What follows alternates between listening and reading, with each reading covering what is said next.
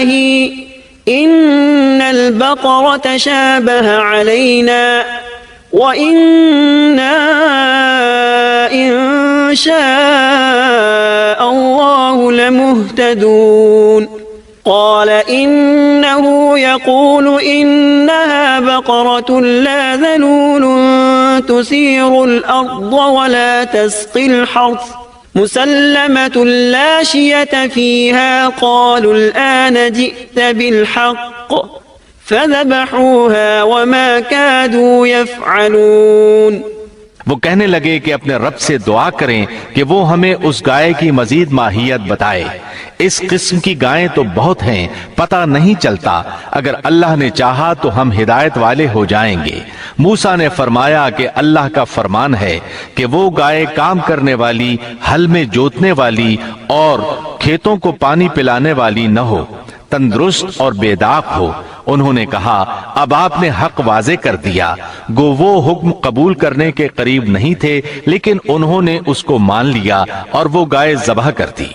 موسیٰ علیہ السلام نے حکم دیا کہ اس میں سے ایک گوشت کا ٹکڑا لو اور مقتول کے جسم کے ساتھ لگاؤ۔ انہوں نے ایسا ہی کیا۔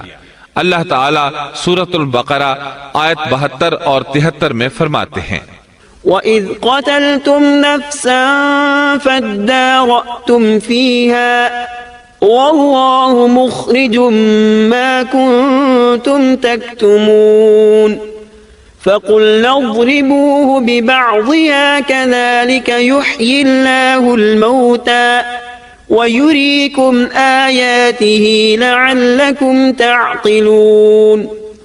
جب تم نے ایک شخص کو قتل کر ڈالا، پھر اس میں اختلاف کرنے لگے، اور جو کچھ تم چھپاتے تھے اللہ اس کو ظاہر کرنے والا تھا۔ ہم نے کہا کہ اس گائے کا ایک ٹکڑا مقتول کے جسم پر لگا دو، وہ زندہ ہو جائے گا۔ اسی طرح اللہ مردوں کو زندہ کر کے تمہیں تمہاری عقل مندی کے لیے نشانیاں دکھاتا ہے۔ مقتول کو گوشت کا ٹکڑا لگا تو وہ اٹھ کر کھڑا ہو گیا۔ اس نے بتایا میرا قاتل فلاں شخص ہے۔ یہ بتاتے ہی وہ پھر مر گیا۔ اس معجزے کو دیکھ کر بھی ان کے دل نرم نہ ہوئے۔ اللہ تعالیٰ سورۃ البقرہ آیت 74 میں فرماتے ہیں پھر اس کے بعد تمہارے دل پتھر جیسے بلکہ اس سے بھی زیادہ سخت ہو گئے۔ بعض پتھروں سے تو نہریں بہہ نکلتی ہیں اور بعض پھٹ جاتے ہیں اور ان سے پانی نکل آتا ہے، اور بعض اللہ کے ڈر سے گر پڑتے ہیں، اور تم اللہ کو اپنے اعمال سے غافل نہ جانو۔ مطلب یہ کہ پتھر نرم ہو جاتے ہیں، لیکن ان کے دل پتھر سے بھی زیادہ سخت ہیں۔ انہی 40 سالوں کے دوران ایک اور اہم واقعہ پیش آیا۔ ایک دن موسیٰ علیہ السلام نے فصاحت اور بلاغت سے بھرپور خطبہ دیا۔ ایک شخص نے پوچھا زمین پر سب سے زیادہ علم رکھنے والا شخص کون ہے؟ آپ نے جواب دیا میں ہوں۔ اللہ تعالیٰ کو یہ انداز پسند نہ آیا، اگرچہ بات درست تھی۔ آپ اللہ کے رسول تھے، آپ کو اللہ سے گفتگو کا شرف حاصل تھا۔ آپ سے بڑا عالم اس وقت اور کون ہو سکتا تھا؟ اس کے باوجود اللہ تعالیٰ کو جواب پسند نہ آیا۔ اللہ کو تو عاجزی پسند ہے۔ چنانچہ اللہ تعالیٰ نے فرمایا زمین پر اس وقت آپ سے بڑا عالم موجود ہے۔ موسیٰ علیہ السلام نے پوچھا اے اللہ وہ کون ہے اور کہاں رہتا ہے؟ اللہ تعالیٰ نے فرمایا تم اسے مجمع البحرین کے پاس مل سکو گے۔ آپ ایک مچھلی پکڑ لیں اور سفر شروع کر دیں، جہاں وہ مچھلی گم ہو جائے گی وہیں وہ عالم موجود ہوگا۔ سورۃ الکہف آیت 60 میں ہے وَإِذْ قَالَ مُوسَى لِفَتَاهُ لَا أَبْرَحُ حَتَّى أَبْلُغَ مَجْمَعَ الْبَحْرَيْنِ أَوْ أَمْضِيَ حُقُبًا۔ اور جب موسیٰ نے اپنے نوجوان سے کہا کہ میں تو چلتا ہی رہوں گا یہاں تک کہ 2 دریاؤں کے ملنے کی جگہ پہنچ جاؤں، یا پھر میں عرصہ دراز تک چلتا رہوں گا۔ موسیٰ علیہ السلام کے شریک سفر یوشع بن نون تھے، یہ بھی نبی تھے۔ موسیٰ علیہ السلام کے بعد بنی اسرائیل کی باغ ڈور انہوں نے ہی سنبھالی تھی۔ سورۃ الکہف آیت 61 میں ہے فَلَمَّا بَلَغَا مَجْمَعَ بَيْنِهِمَا نَسِيَا حُوتَهُمَا فَاتَّخَذَ سَبِيلَهُ فِي الْبَحْرِ سَرَبًا۔ جب وہ دونوں وہاں پہنچے جہاں دونوں دریا ملتے تھے تو وہاں وہ اپنی مچھلی بھول گئے، جس نے دریا میں سرنگ جیسا راستہ بنا لیا۔ ان دونوں کو علم نہ ہو سکا کہ یہی ان کی منزل ہے۔ مچھلی کو انہوں نے ٹوکری میں ڈال رکھا تھا، وہ وہاں زندہ ہو گئی اور اچھل کر پانی میں چلی گئی۔ موسیٰ علیہ السلام اس وقت سوئے ہوئے تھے۔ یوشع علیہ السلام نے مچھلی کو سمندر میں جاتے اور راستہ بناتے دیکھا، لیکن موسیٰ علیہ السلام کو بتانا بھول گئے، یہاں تک کہ آرام کر کے وہاں سے پھر سفر شروع کر دیا۔ اس دن اور اس کے بعد رات سفر کر کے جب دوسرے دن موسیٰ علیہ السلام کو تھکاوٹ اور بھوک محسوس ہوئی تو یوشع علیہ السلام سے کہا کہ لاؤ بھئی ناشتہ کر لیں۔ یہ تذکرہ سورۃ الکہف آیت 62 تا 65 میں ہے۔ فلما جاوزا قال لفتاه آتنا غداءنا لقد لقينا من سفرنا هذا نصبا قال أرأيت إذ أوينا إلى الصخرة فإني نسيت الحوت وما أنسانيه إلا الشيطان أن أذكره واتخذ سبيله في البحر عجبا قال ذلك ما كنا نبغي فارتدا على آثارهما قصصا فوجدا عبدا من عبادنا آتيناه رحمة من عندنا وعلمناه من لدنا علما۔ جب یہ دونوں وہاں سے آگے بڑھے تو موسیٰ نے اپنے نوجوان سے کہا ہمارا ناشتہ لے آؤ، ہمیں تو اپنے اس سفر سے سخت تکلیف اٹھانا پڑی ہے۔ اس نے جواب دیا کہ کیا آپ نے دیکھا بھی جبکہ ہم پتھر سے ٹیک لگا کر آرام کر رہے تھے وہیں میں مچھلی بھول گیا تھا۔ دراصل شیطان ہی نے مجھے بھلا دیا کہ میں آپ سے اس کا ذکر کروں۔ اس مچھلی نے انوکھے طور پر دریا میں اپنا راستہ بنا لیا تھا۔ موسیٰ نے کہا یہی تو تھا وہ مقام جس کی تلاش میں ہم تھے، چنانچہ وہیں سے اپنے قدموں کے نشانات دیکھتے دیکھتے واپس چلے اور وہاں انہوں نے ہمارے بندوں میں سے ایک بندے کو پایا، اسے ہم نے اپنے پاس سے خاص رحمت عطا فرما رکھی تھی اور اسے اپنے پاس سے خاص علم عطا کر رکھا تھا۔ اکثر مفسرین اس پر متفق ہیں کہ یہ عالم اللہ کے نبی خضر علیہ السلام تھے۔ اللہ نے انہیں نبوت کا علم عطا کیا تھا۔ موسیٰ علیہ السلام نے ان سے بات چیت شروع کی۔ قرآن کریم سورۃ الکہف آیات 66 تا 70 میں ہے۔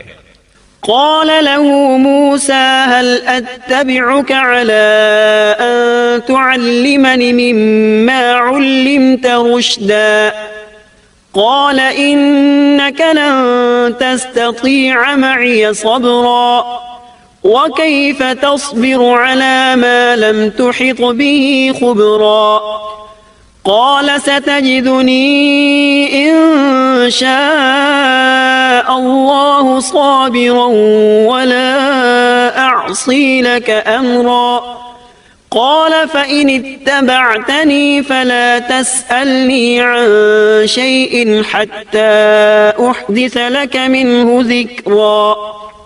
موسیٰ نے کہا کہ میں آپ کی پیروی کروں کہ آپ مجھے وہ نیک علم سکھا دیں جو آپ کو سکھایا گیا ہے۔ اس نے کہا آپ میرے ساتھ ہرگز صبر نہیں کر سکیں گے اور جس چیز کی حقیقت کا آپ کو علم نہیں اس پر آپ صبر کر بھی کیسے سکتے ہیں۔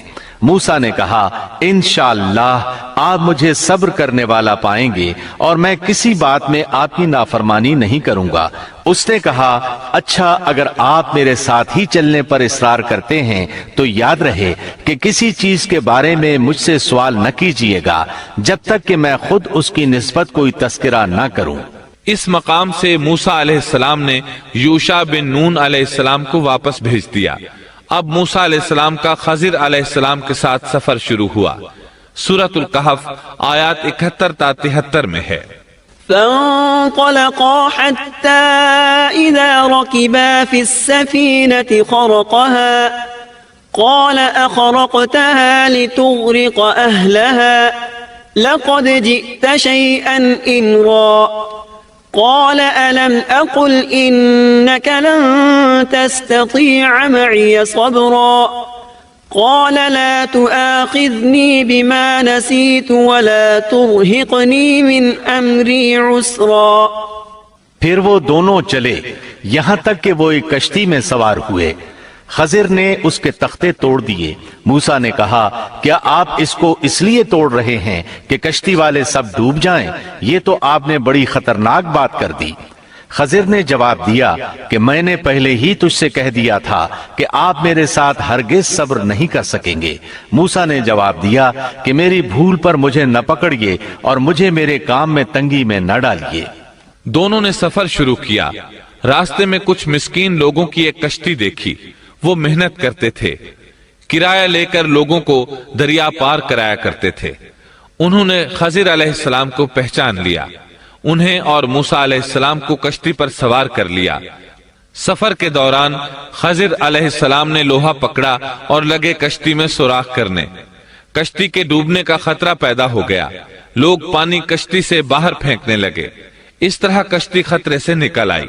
موسیٰ علیہ السلام نے اس فعل کو ناپسند فرمایا اور بولے کیا لوگوں کو ڈبونے کا ارادہ ہے؟ خضر علیہ السلام نے جواب دیا کہ میں نے تو پہلے ہی کہہ دیا تھا کہ آپ میرے ساتھ صبر نہیں کر سکیں گے۔ موسیٰ علیہ السلام بولے واقعی میں نے عجلت سے کام لیا۔ انہوں نے معذرت کی۔ سورۃ الکہف آیت 74 تا 76 میں ہے۔ فانطلقا حتى إذا لقيا غلاما فقتله قال أقتلت نفسا زكية بغير نفس لقد جئت شيئا نكرا قال ألم أقل لك إنك لن تستطيع معي صبرا قال إن سألتك عن شيء بعدها فلا تصاحبني قد بلغت من لدني عذرا۔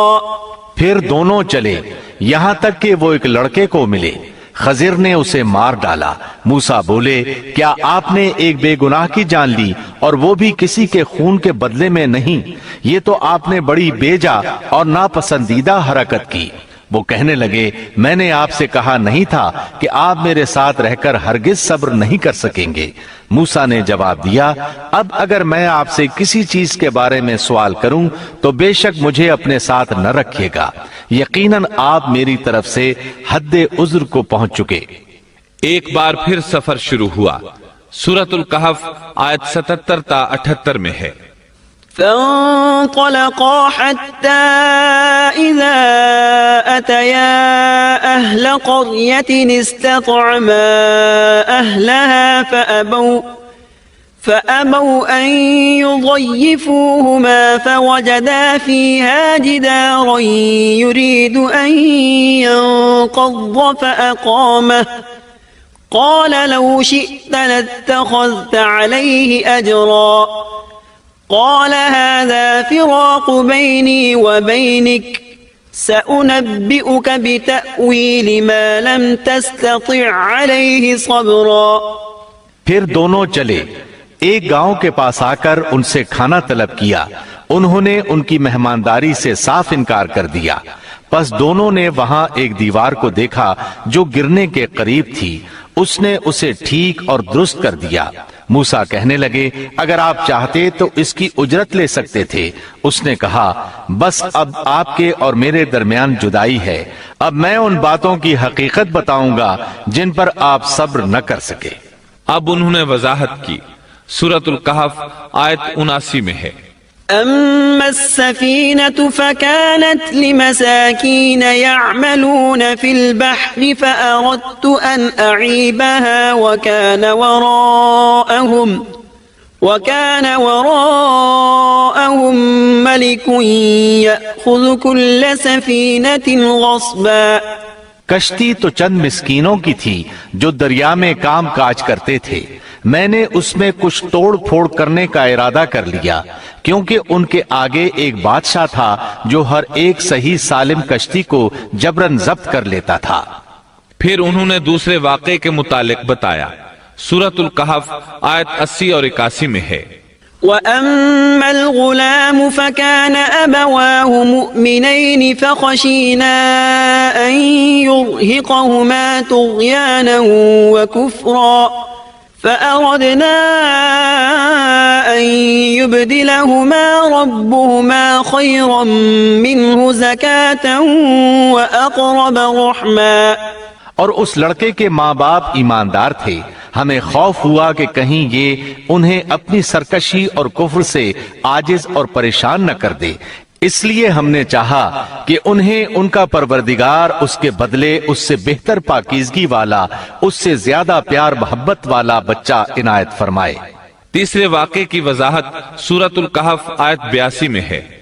وأما الجدار فكان لغلامين يتيمين في المدينة وكان تحته كنز لهما وكان أبوهما صالحا فأراد ربك أن يبلغا أشدهما ويستخرجا كنزهما رحمة من ربك۔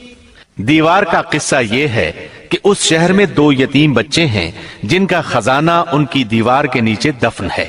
ان کا باپ بہت نیک تھا، تو تیرے رب کی چاہت تھی کہ یہ دونوں یتیم اپنی جوانی کی عمر میں آ کر اپنا یہ خزانہ تیرے رب کی مہربانی اور رحمت سے نکالے۔ ان تینوں قصص اور معاملات کی وضاحت کرنے کے بعد خضر علیہ السلام ایک عظیم امر بیان کرتے ہوئے فرماتے ہیں۔ سورۃ الکہف آیت 82 میں ہے، وما فعلته عن أمري ذلك تأويل ما لم تستطع عليه صبرا۔ میں نے اپنی رائے سے کوئی کام نہیں کیا، یہ تھی اصل حقیقت ان واقعات کی جن پر آپ صبر نہ کر سکے۔ اللہ تعالیٰ نے خضر علیہ السلام کو بعض امور غیب پر اطلاع دے دی اور وحی کے ذریعے ان پر چند غیبی معاملات ظاہر فرما دیے۔ اس طرح وہ جان گئے کہ وہ بادشاہ نئی کشتیاں غصب کر لیتا ہے، وہ بچہ بڑا ہو کر سرکش بنے گا اور دونوں بچے بڑے ہو کر اپنا خزانہ نکالیں گے۔ یہ امور علم نبوت کی وجہ سے واقع ہوئے تھے، اپنی طرف سے خضر علیہ السلام نے یہ تصرفات نہیں کیے تھے۔ یہ علم انسان کی ذات کی طرف سے نہیں ہوتا، نہ ہی ہر انسان کو یہ علم حاصل ہو سکتا ہے، یہ تو صرف انبیاء کرام کو اللہ تعالیٰ کی جانب سے حاصل ہوتا ہے، وہ جسے چاہتا ہے عطا کرتا ہے، جیسا کہ یہ علم موسیٰ علیہ السلام کو عطا نہیں فرمایا اور خضر علیہ السلام کو بتلا دیا۔ بنی اسرائیل میدان تیہ میں 40 سال تک مسلسل محصور رہے۔ اسی اثناء میں ہارون علیہ السلام وفات پا گئے، انہیں اس میدان میں دفن کیا گیا، اور ان کی وفات کے صرف 2 سال بعد موسیٰ علیہ السلام بھی وفات پا گئے، ان کی وفات بھی اسی میدان میں ہوئی۔ امام بخاری رحمت اللہ علیہ نے ابو ہریرہ رضی اللہ عنہ سے ایک روایت نقل کی ہے۔ ابو ہریرہ رضی اللہ عنہ بیان کرتے ہیں کہ ملک الموت کو موسیٰ علیہ السلام کی طرف روانہ کیا گیا۔ جب وہ آئے تو موسیٰ علیہ السلام نے انہیں ایک تمانچہ مارا، وہ پروردگار کے پاس واپس لوٹ گئے اور عرض کیا، باری تعالیٰ تو نے مجھے ایسے بندے کے پاس بھیج دیا جو مرنا نہیں چاہتا۔ اللہ تعالیٰ نے فرمایا، تو پھر ان کے پاس جا اور اس سے کہہ کہ ایک بیل کی پشت پر اپنا ہاتھ رکھیں، جتنے بال ان کے ہاتھ کے نیچے آئیں گے اتنے برس ہی انہیں زندگی مل جائے گی۔ موسیٰ علیہ السلام نے عرض کیا، اے پروردگار پھر اس کے بعد کیا ہوگا؟ فرمایا، پھر بھی مرنا ہے۔ تب موسیٰ علیہ السلام نے عرض کیا، تو پھر ابھی صحیح۔ پھر انہوں نے اللہ تعالیٰ سے دعا کی کہ انہیں مقدس زمین یعنی بیت المقدس سے ایک پتھر پھینکنے کی مقدار کے برابر قریب کر دے۔ ابو ہریرہ رضی اللہ عنہ فرماتے ہیں کہ نبی کریم صلی اللہ علیہ وسلم نے فرمایا، اگر میں وہاں ہوتا تو تمہیں موسیٰ علیہ السلام کی قبر بتا دیتا، وہ راستے کے کنارے سرخ ٹیلے کے نیچے ہے۔ اس حدیث کو امام بخاری نے صحیح بخاری میں بیان کیا ہے۔ معلوم ہوا کہ انبیاء کرام کو موت کے وقت اختیار دیا جاتا ہے کہ دنیا میں اور رہنا چاہتے ہیں تو رہ سکتے ہیں، لیکن آخر موت ہے۔ سورۃ الزمر آیت 30 میں اللہ تعالیٰ نے نبی کریم صلی اللہ علیہ وسلم سے فرمایا، إنك ميت وإنهم ميتون۔ यकीनन खुद आपको भी मौत का मजा चखना है और ये सब भी मरने वाले हैं। मूसा अलैहिस्सलाम की कब्र बैतुल मक़दिस की तरफ जाने वाले रास्ते के किनारे पर है और सिर्फ इतनी दूर है कि जितनी दूर पत्थर फेंका जा सके। आपकी कब्र सुर्ख टीले के नशेब में है। अल्लाह ताला ने आपको मस्जिद अक्सा के करीब दफन होना नसीब फरमाया। और इस तरह अल्लाह के दो अजीम और करीम नबियों का किस्सा अपने इख्तिताम को पहुंचा।